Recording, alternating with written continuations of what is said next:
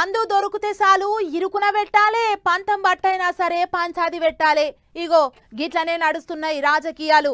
Neri తెలంగాణలో ఊ అంటే కయ్యం ఆ అంటే కయ్యం అన్నట్టే అయితాంది పోన్లి. మస్తుడుకుడుకు నడుస్తాంది రాజకీయం. సర్కారోళ్ళ మీద బాణాలేసేతందుకు ఏ చిన్న ముచ్చటైనా సరే ఇడిచి పెడతలేరు ఎగస్ పార్టోళ్ళు. అటు అధికార పార్టీ లీడర్ సుత మాటకు మాట గట్టిగానే ఇస్తుండ్రు. ఇక చూడుండ్రి సోమవారం ఏమేమి ముచ్చట్లు నడిచినాయో. తవ్విపోసుడు తలపోసుడు సందు దొరికితే ఎత్తిపోసుడు గీదే రాజకీయం అంటే. ఇక తెలంగాణలో ఓ దిక్కు మంత్రులు ఇంకో దిక్కు మాజీ మంత్రులు ఏదో ఓ తీరుగా దినం కయ్యం కాంచుతూనే ఉన్నారు. గిట్లనే మాజీ మంత్రి హరీష్ రావు సారు పొద్దుగాల వేరే పని ఏం పెట్టుకోకుండా సీదా పట్నంలో ఉన్న నిమ్స్ దవాఖానలో తేలిండు. ఏంటికంటే బాన్సువాడ దిక్కు సర్కారు దవాఖానలో వైద్యం చేపించుకున్న బాలింతలకు ఈదర పోయి బాధరైందట, పానం ఇంగిత ఖరాబ్ అయిందట. అందుకే అక్కడి నుంచి నిమ్సుకు తోలిచ్చిండ్రట డాక్టర్లు. అట్లా ఇక వాళ్ళు ఆపదార్చుకుంటూ అందుకు పోయిండు సారు.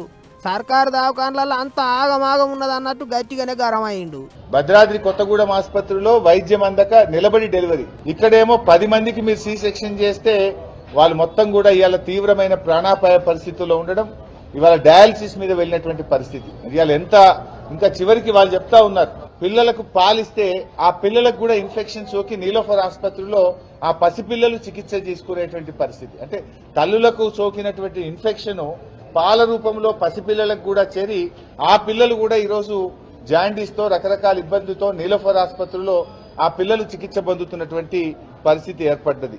ఇంకో దిక్కు తెలంగాణ భవన్ లో బాన్సువాడ లీడర్లను కారు పార్టీలో షరీకు చేసుకునే కార్యం నడిచింది. అక్కడ ఇంకో మాజీ మంత్రి కేటీఆర్ సార్ ఎట్లా బాణాలు వేసిండో చూడండి. ఓ దిక్కేమో మొత్తం రిజర్వాయర్లన్నీ డెడ్ స్టోరేజ్ పోయినాయి, ప్రభుత్వం ఏమో కోల్డ్ స్టోరేజ్ ఉన్నది. మాట్లాడతలేడు, పని చేస్తలేడు. నిన్న మొన్న ఏదో మీటింగ్ పెట్టిండట, కరువు పరిస్థితులు వచ్చినాక ఇప్పుడు మీటింగ్ పెట్టినట్టు. కరువు రానే వచ్చే రైతులు బాధ వడనే పడుతుంది. ఇన్ని రోజులకు మేల్కొన్నావు. ఎప్పుడు చెప్పారు శాస్త్రవేత్తలు? 6 నెలల కిందే చెప్పారు ఎల్ నీనో వస్తుంది అని 6 నెలలకేం చెప్తున్నారు. 6 నెలలకు దొంగలు పడ్డాక 6 నెలలకు కుక్కలు మొరిగినట్టు ఇప్పుడు మీటింగ్ పెడతాడు. ఏం చేస్తావు మీటింగ్ పెట్టి? ఇప్పుడు ఎవడు బతికిండు ఎవడు తెచ్చిండు చూస్తావా? ఏం చేస్తావు? Banswada MLA Pocharam sir car దిగిపోయి చేతులు చేయేసే కదా, దాని మీద ఏమన్నాడో చూడండి మాజీ మంత్రి. పోచారం శ్రీనివాస్ రెడ్డిని రాజకీయ భవిష్యత్తును ఆయన బొంద పెట్టుకున్నాడు, బండ పెట్టుకుని ఆయనే బాయిల దుంకిండు. మనం ఏం చేసేది లేదు. ఆయనని ఇవాళ దేవుడు కూడా కాపాడలేడు. ఆ తెలంగాణ తిరుమల దేవుడు ఉన్నాడు కదా వెంకన్న, ఆ వెంకన్న స్వామి శాపం కూడా ఆయనకు తగులుతుంది. గట్ల నడిచింది కేటీఆర్ సారు ముచ్చట. ఇక అటు జగిత్యాల దిక్కు పెదవంచి జీవన్ రెడ్డి సారు సుత పెద్ద పంచాయతీ మోపు చేసిండు.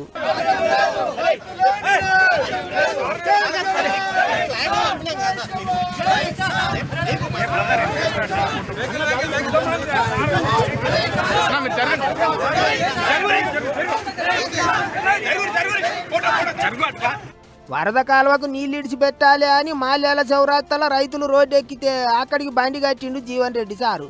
అయితే నడమనే పోలీసు వాళ్ళు ఆగబట్టిండ్రు. అందుకే కోపం వచ్చి రస్త మీదనే కూకున్నాడు. అక్కడనే పంచాయతీ పెట్టిండు. ఆఖరికి లొల్లి పెద్దగా అవుతుండేటాలకు పోలీసు వాళ్ళంతా కలిసి సారును ఎత్తుకపోయి బండి ఎక్కిచ్చిండ్రు. గా రైతుల ధర్నా కాడికి పోయింటే ఓ 4 ముచ్చట్లు చెప్పి ఇంటికి పోయేది కావచ్చు పెద్ద మనిషి. కానీ నడమ ఆపేటాలకు లొల్లింగిత గట్టిగా చేసిండు. రైతులకు న్యాయం చేయాలి, నీళ్ళు ఇడవాలని అడిగితే గిట్ట చేస్తారా అని మస్తు కోపానికి వచ్చిండు. ఇక ఓ దిక్కు ఎగస్ పార్టీ వాళ్ళ ముచ్చట్లు పంచాదులు అట్లుంటే ఇంకో దిక్కు మంత్రులు మాత్రం జిల్లాల పొంటి ఎగుర పెడుతున్నారు. గిట్లనే ఖమ్మం జిల్లా కొనిజర్ల దిక్కు మంత్రులు బట్టి సారు తుమ్మల సారు ఇద్దరు కలిసి కట్టుకుపోయి పామాయిల్ కంపెనీ చాలు చేసిండ్రు. దాదాపు 300 కోట్ల రూపాయలతో ఈరోజు ఈ పరిశ్రమ మనం ఈరోజు ప్రారంభం చేసుకున్నాం. కేవలం వ్యవసాయం మీద మాత్రమే ఆధారపడి ఉన్నటువంటి ఖమ్మం జిల్లా రైతాంగ సోదరులకి ఇది ఒక మంచి వరం లాంటిదిగా నేను భావిస్తా ఉన్నాను. దేశంలో ఎక్కడ పామాయిల్ ప్లాంటేషన్ పెంచుకోవాలని రైతులు కోరుకున్నా ఇండోనేషియా నుంచో లేకపోతే మలేషియా నుంచో ఇంపోర్ట్ చేసుకోవాల్సిన అవసరం లేదు. కొనిజర్ల నుంచే దేశానికి మనం శాప్లింగ్స్ పంపించేటువంటి పరిస్థితి కూడా ఈరోజు మనం ఏర్పాటు చేసుకుంటున్నాం.